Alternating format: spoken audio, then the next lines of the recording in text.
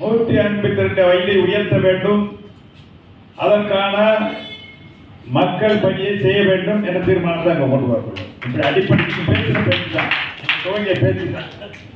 வைக்கல் முத்துராமலிங்க சில கோரிக்கைகளை வச்சார். நான் நாடாளுமன்ற உறுப்பினராகி 1 வருஷம் முடிஞ்சு போச்சு. இல்லை, 1 வருஷம் முடிஞ்சு இன்னொரு மாதம் முடிஞ்சு போச்சு, 13 மாதம் முடிஞ்சு போச்சு. 13 மாதத்தில் நான் நாடாளுமன்றத்தில் பேசுனது 3 சப்ஜெக்ட். ஒன்று, இப்போ நடக்கிற நாடாளுமன்றம் 18வது நாடாளுமன்றம். ஒரு நாடாளுமன்றம் 5 வருஷம், ரைட்டா? 18 எம்பிக்கள் போயிருக்கோம். நான் பேசும்போது சொன்னேன், நான் சின்ன பிள்ளையிலேருந்து நான் கேட்டுருக்கோம்டா சாமி, இந்த ரைட்டில் ட்ரெயின் ரோட ஏட்டா விட மாட்டேங்கிறீங்க. கோடிக்கணக்கான பக்தர்கள், ஐயப்ப பக்தர்கள் போகிறான். காஷ்மீர்லேருந்து துருவா ஐயப்ப கோவிலுக்கு போயிருக்கான்.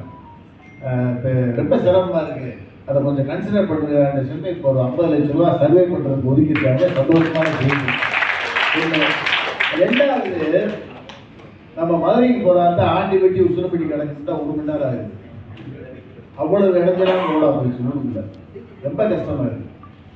அதில் நல்ல நாளில் இருந்துட்டா 1.5 மணி நேரம் ஆகுது, பஸ்ஸே போக முடியல. அதுக்கு 2க்கு பைபாஸுக்கு ஒரு 1600 கோடி ரூபாய்க்கு எக்ஸ்பெக்ட் பண்ணிருக்காங்க.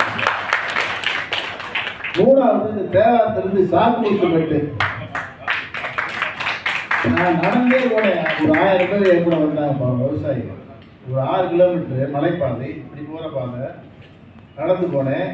அதை போய் உட்காந்து ஃபாரஸ்ட் மினிஸ்டர், சென்ட்ரல் மினிஸ்டர்லாம் பேசும்போது அதுக்கு ஒரு ஆய்வு பண்ணுறதுக்கு வனத்துறை அனுமதி கொடுக்க மாட்டேங்கிறார்.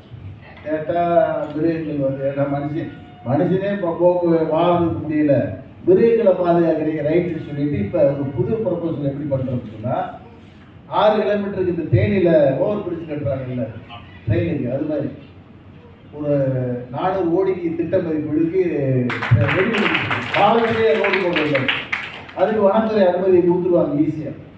ஏன்னா கீழே வனவிலங்குகள் போயிடும், ரோட்டில் அடிபடுறதுக்கு வாய்ப்பு இல்லைன்ற ஒரு தீவிரமான முயற்சி எடுத்திருக்கேன். இந்த 3 மட்டும்தான் நான் 5 வருஷத்தில் செஞ்சு முடிக்கலான்ற ஒரு எய்ப்பு வச்சிருக்கேன். நான் வேற எதை பற்றி நான் பேசுறது மாதிரி இல்லை. பரவாயில்ல, நான் எந்திரிச்சாலே சிரிப்பாங்க, என்னடா திண்டுக்கல் சாமி மேலே கேட்டியான்னு தான் கேட்பாங்க எல்லா எம்பியுமே. அந்த அளவுக்கு பிரபலப்படுத்திருக்கு.